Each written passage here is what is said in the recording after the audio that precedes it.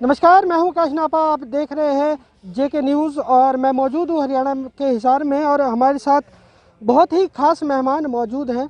राम कुमार गौतम जी मौजूद हैं, जेजेपी से विधायक हैं नारनौंद से, और उन्होंने खुलकर किसानों को जो है समर्थन दे रहे हैं। अब से नहीं, पहले से ही दे रहे हैं। तो जान लेते हैं क्या कुछ इनका कहना है। सबसे पहले तो बहुत बहुत स्वागत है आपका जेके न्यूज़ में।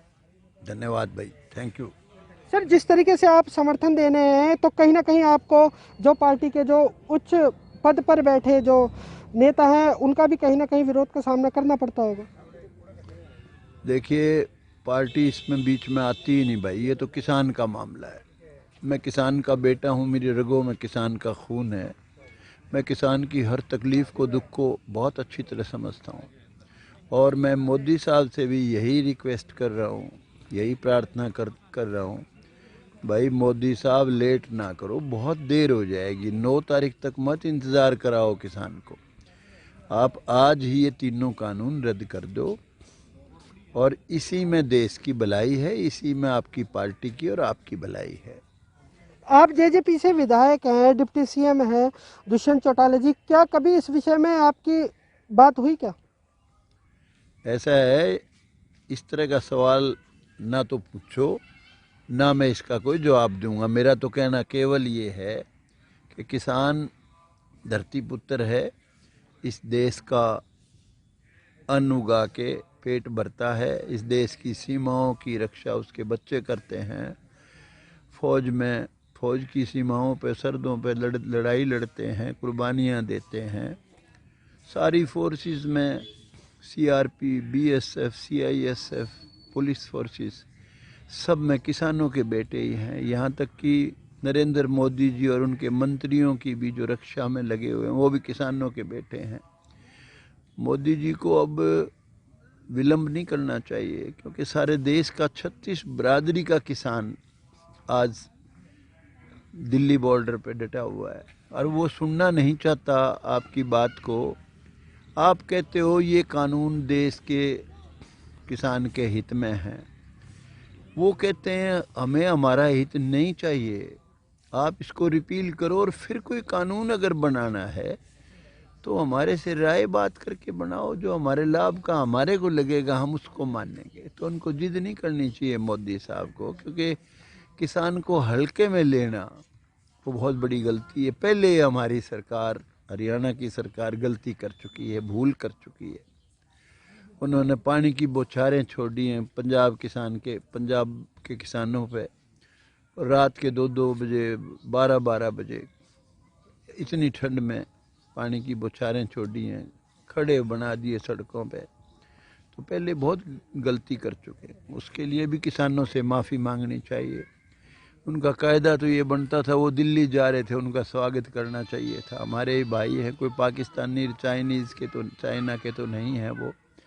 तो गलती कर चुके, उस गलती को भी संभालना चाहिए। अब जो वहाँ डटे हुए हैं, सरकार की तरफ से विशेष सेवा उनको जारी करनी चाहिए। खान पान बढ़िया, हलवा, मंडा, दूध, घी, सब, खीर सब भेजनी चाहिए उनके लिए हरियाणा सरकार ने। गौतम जी, आपने और किसानों की बात करी, मोदी जी की बात करी, लगातार अगर सरकार की बात करें, केंद्र सरकार की बात करें, तो ऐसे आरोप लगातार लग रहे हैं कि कहीं ना कहीं जो विपक्षी पार्टियां हैं इसको भ्रमित कर रही हैं। आप उस पर क्या कहेंगे? क्या सही में किसानों को क्या इस कानून को लेकर भ्रमित किया जा रहा है? ऐसा है, जहाँ तक अपोजिशन पार्टीज़ का सवाल है, डेफिनेटली वो सरकार के खिलाफ रोल अदा करती हैं और इस एजिटेशन में भी ज़रूर कर रही हैं। मना नहीं करता मैं, लेकिन उनको मौका क्यों दो? Why to give them chance? जितने संगठन हैं सारे आपके सामने हैं। आप उनको सबको कानून रिपील करके अपना बनाओ, कानून रद्द करके दोबारा उनसे राय बात करके कभी ज़रूरत पड़े तो दोबारा कानून बनाओ। तो ये इस समय हट करना और पॉलिटिकल विरोधी जो पार्टियां हैं उनको बिना मतलब के लाभ उठाने देना, ये तो बेवकूफ़ी है सरकार की। आप यूँ बताइए, मोदी साहब ने जो अच्छे काम कर रखे हैं, 370 धारा तोड़ना बहुत बड़ा काम है, कोई सोच भी नहीं सकता था। राम मंदिर का निर्माण, आपका ट्रिपल तलाक, और भी कई अच्छे काम कर रखे हैं। ये इस किसान आंदोलन तो इन सब को धो देगा। अच्छे कामों पर पर्दा डल जाएगा और सारा देश उनके खिलाफ खड़ा हो जाएगा। किसान के साथ सब कुछ किसान के साथ जुड़ा हुआ है, कोई ऐसी चीज़ नहीं है जो किसान के साथ जुड़ी हुई नहीं है। किसान अगर संपन्न है तो देश संपन्न है, किसान खुशहाल है तो देश खुशहाल है। तो इसलिए अब तो बल्कि मैं तो खट्टर साहब को भी ये कहूँगा, स्पेशल सेशन बुला के और यूनानिमस एक रेजोल्यूशन, सारी पार्टियां इंडिपेंडेंट सब पार्टियां मिलके एक रेजोल्यूशन यूनानिमस भेजें मोदी जी के पास फौरन और इस कानून को रद्द कराएं।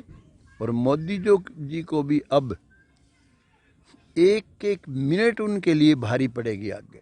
उनको फौरन इमीडिएटली अपने कुलीग कैबिनेट जो भी किसी को बुलाना चाहें बुला बुलू के ये रद्द कर देने चाहिए। गौतम जी, अगर आपकी बात करें तो आप क्या कुछ स्टैंड लेंगे किसानों के लिए?